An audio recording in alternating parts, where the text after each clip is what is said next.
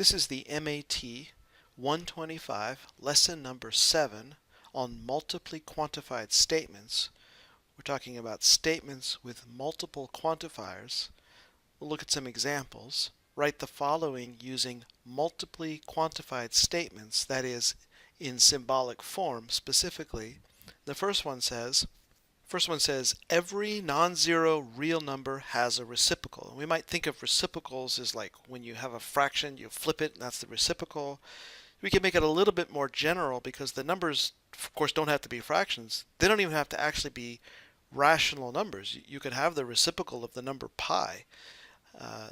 So the way that you look at a reciprocal is two numbers are reciprocals of each other if their product is 1. So if the two numbers multiply together to give you 1, that means x and y are reciprocals, like 3 multiplied by 1/3 of course gives you 1, and so those two are reciprocals. But even pi and 1 over pi are reciprocals.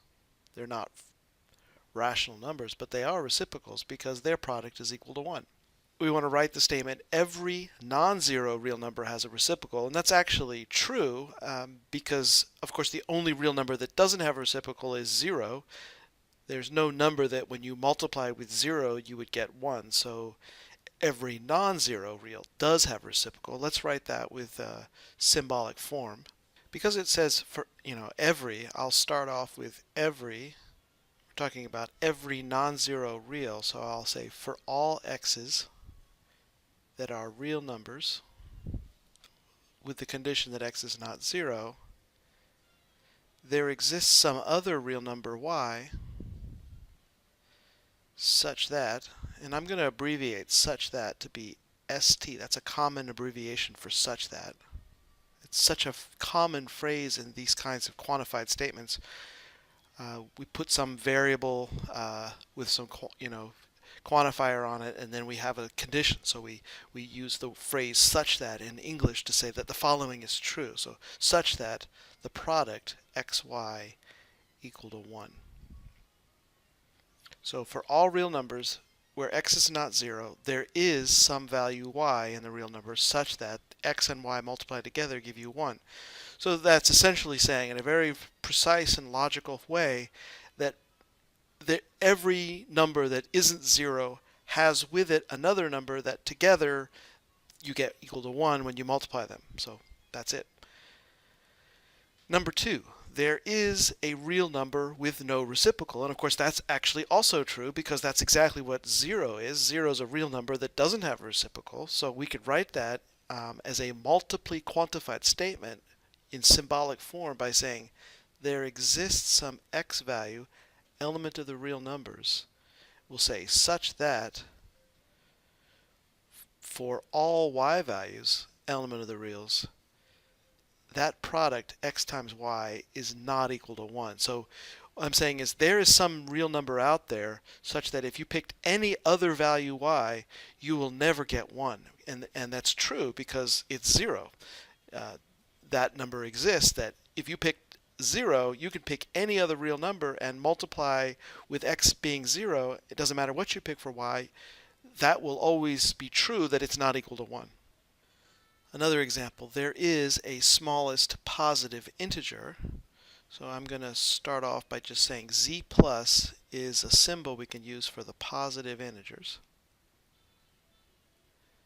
And so that I can use that notation when I say there exists. Now you could use x or y.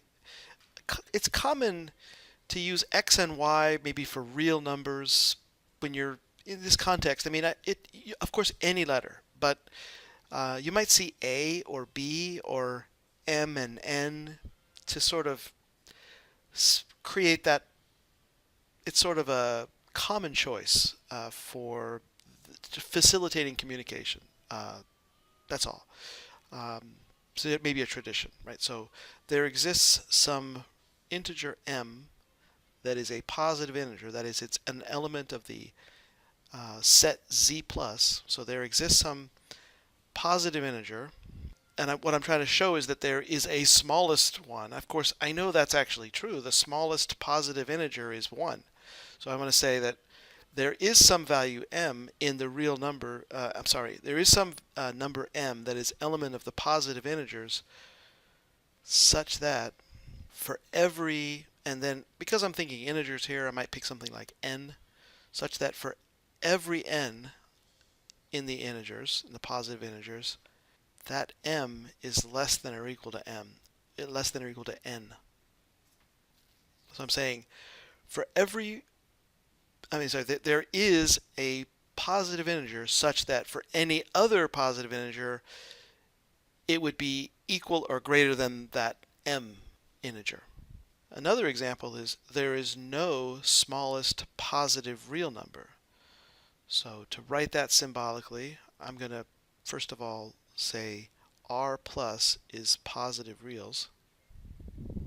And I'm saying there's no smallest positive real, and that's actually true also, because for any real number that's positive, you could always find another one by just dividing the one that you had by 2. And it would still be positive, and it would be less. So let's say for all x's element of the positive real numbers, there does exist another value y that is also a positive real number, such that, so for every positive real number there is some other positive real number that is less than the x. Okay, moving on. So if you are taking this class, there's a good chance you've already done Calc 1 or you will do Calc 1. And one of the things that you'll see in the beginning of Calc 1 is the definition of a limit, which is done with a multiply-quantified statement in its formal notation. And so here's how it's written out in the beginning of Calc 1. Let's start with a and l as real numbers. I'm reading from here. Let f of x be a function, be a real valued function defined on some interval that contains the point a. Write what's called the epsilon delta definition of the statement limit as x approaches a of f of x is L. I think what I'll do here is I'll just write it out, and then I'll talk through what it means, and I'll approach it that way. So the statement, to say that the limit exists, to say the limit as x approaches a of f of x equals L, to say that's true means, formally, for every epsilon greater than 0, there exists some delta bigger than 0, such that if 0 less than x minus a less than delta, then f of x minus L is less than epsilon. So we can visualize this statement in this picture. We'll say this is the function f of x, and actually that should be the point A according to the way that I wrote it. And we have the statement that the limit as x approaches a of f of x equals L. If that's true, that means that for any epsilon, you can see the epsilons here, for any such value of epsilon, there is some delta, and you can see delta here. There is a delta bigger than 0 such that if the x is within delta of the value of a, in other words, the x would have to be somewhere in this interval from here to here. You'd have to have the x within what's called a delta neighborhood of the value a. So if that's true, that x is in here, then it will also be true that f of x, which you could visualize here, would be within the epsilon neighborhood of L. So the distance between f and L would be less than epsilon. So if you can say that that's always true, then this is true. Let me put it in a sort of very simple phrasing. I could say that you can think of epsilon as being like a target. You can make that target as small as you want. That's why we say for every epsilon bigger than 0. So the idea is that as small as you want to make the target here about the value of L, there would always be some sort of launching pad delta down here that if you picked an x on the launching pad, the result would be a value that hits the target. So for every target, there is some launching pad that if you pick x on the launching pad so that its distance from A is less than delta, then the result of that choice of x will be a value of the function that is within the epsilon value of as is within epsilon of the value L. So that is the formal definition of a limit. Uses these multiply quantified or multiple quantifiers in the definition. Let's move on to look at negations of multiply quantified statements. We've got two examples here. The negation of a statement that begins with a for all, and a negation of a statement that begins with the existential quantifier there exists x. So here you see that we're talking equivalent. So we're saying the negation of for all x in D there is a y in E such that the predicate P of xy is true. That negation is equivalent to the statement that there exists some x in D such that for all y's in E, the negation of the predicate is true. Notice how negating a statement that begins with a for all and then is followed with a there exists, that negation begins with a there exists followed by a for all symbol. Here I have a negation of a statement that begins with the existential quantifier. Says it is not true that there exists x in D such that for all y's in E the predicate P of xy is true. That negation is equivalent to for every x in D there is some y in E such that the negation of the predicate is true. So let's do some examples of that. Write a negation for each of the following in words and in symbols. And the first one, number 1, every dog has his day. So the negation could be there is a dog that doesn't have his day. So there is a dog that doesn't have his day. Now if I'm going to put this into symbols, I'm going to need, and I want to make it multiply quantified. To be multiply quantified, I'm going to have to use two variables. So I'm going to write it another way to sort of see where I might go in another form in symbols. So let's say another possibility here is, so I could say there is a dog that for any day it's not his day, and that's where you can sort of see how I can put this into a multiply quantified statement using two variables. So let's start off with, like now for symbols, we'll go A, let's make that the set of dogs. And let's make a set B, a set of days. Whatever days are relevant, I guess all of them. I want to use A and B because dogs and days both start with the letter D. And I'm going to create a predicate. Let's call it P, X and Y, where X is a dog and Y is a day. And that predicate would be something like dog X has day Y, right? Day Y is the day for dog X, right? So then now putting it in a multiply quantified statement, let's say there is some dog, some X element of the set of dogs, such that for every day the negation of the predicate is true. That is, there's some dog such that for any day that dog X has day Y is not true. Let's move on to another one. Number 2. For all rational numbers Q, there exists integers A and B such that Q is equal to A over B. So a negation in words, since it begins with for all, we'll say there exists. We'll say there exists some rational number Q such that for all integers A and B, Q would not be A divided by B.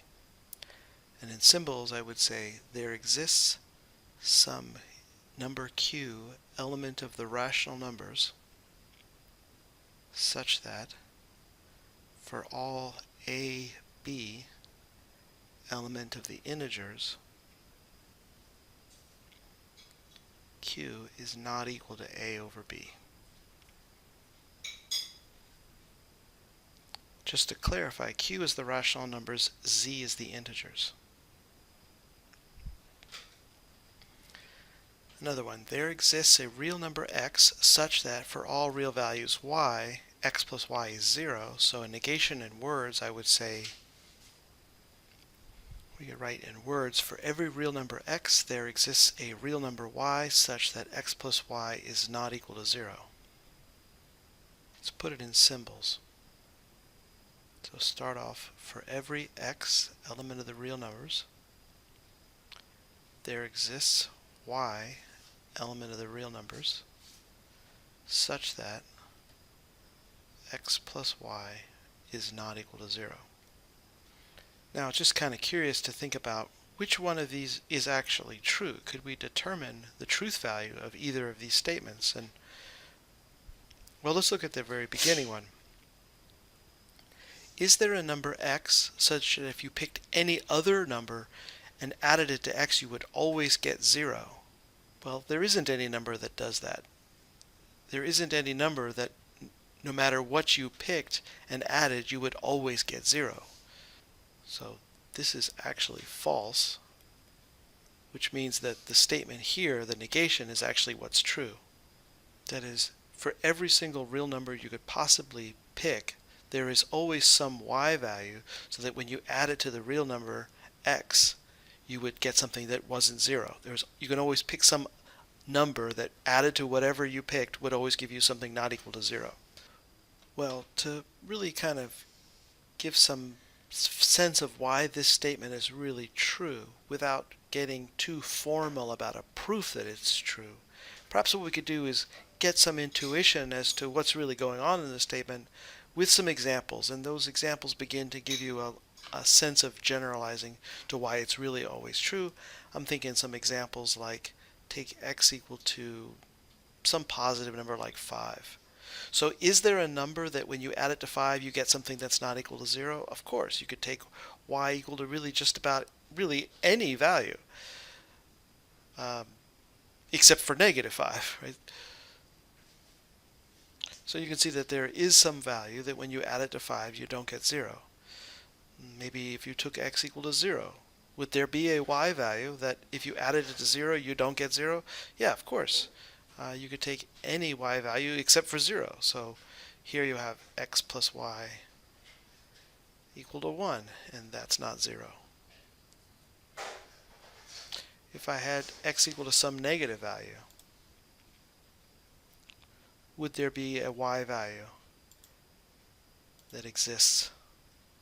Yeah, you could take anything except for positive 1. Let's take y equal to 7. Right? So clearly x plus y, well, that would be 6, and that's not equal to 0. So I'm starting to get a sense for each of these values of x, there exists a y. Now I would wonder, can I really generalize that to any value of x? For any value of x, could I always come up with a y value that when I added it to the x, I would get something non-zero? So yeah, I am getting a feeling there, starting to see it develop with a few examples of how it would always be true, and with a few examples you start to get the intuition that you might be able to find a way to prove it in general. But let's not do that right now. Let's move on to, that's not really exactly the topic here. So let's move on to number 4. Assume a and L are real numbers and f of x is a real valued function on an interval containing a. Write a negation of the statement limit x approaches a of f of x is L using some multiply-quantified statement. So let's go back and look at what the statement really was originally.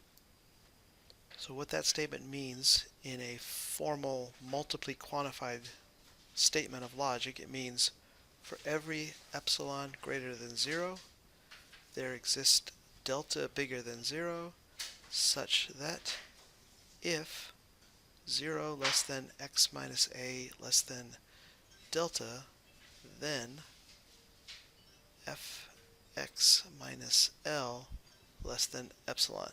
So now I want to negate this.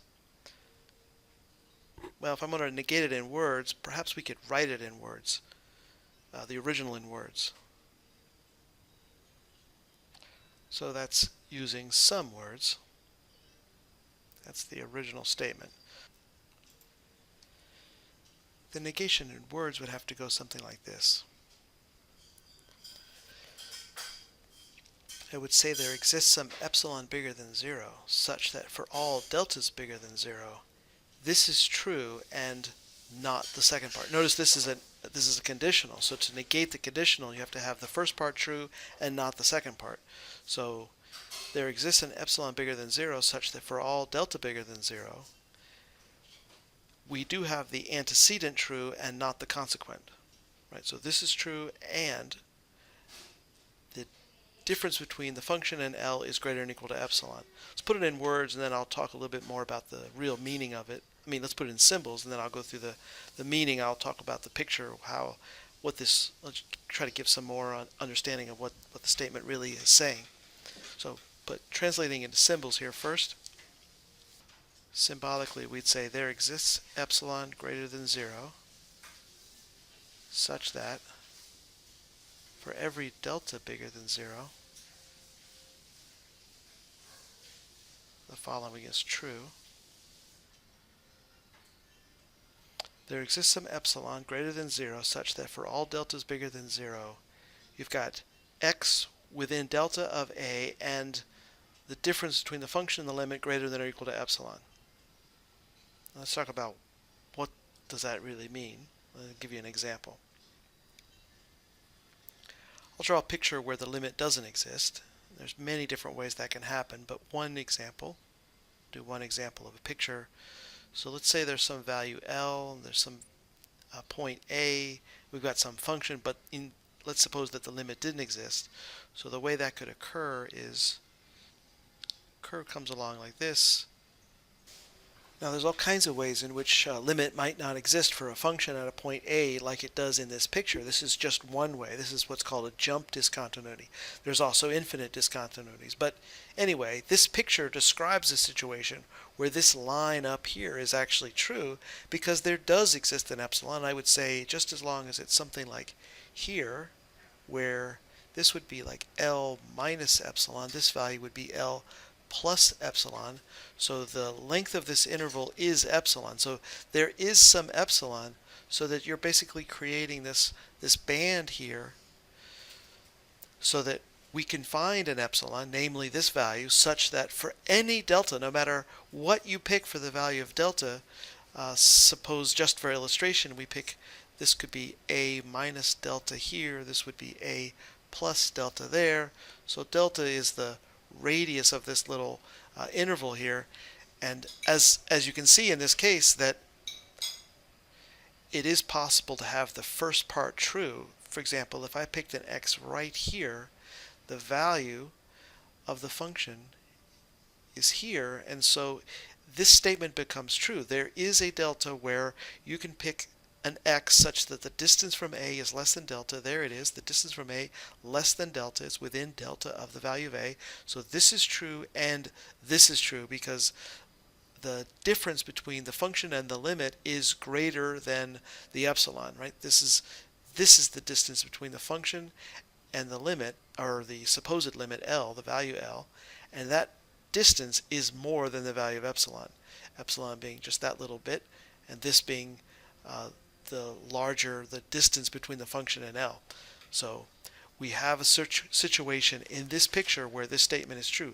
There's an epsilon so that you can pick any delta and pick an x within that delta neighborhood, that's within the delta neighborhood, and the function's value is outside of the epsilon neighborhood of L. Okay, so that's it. Hope this has been helpful. I think I'll stop the video there.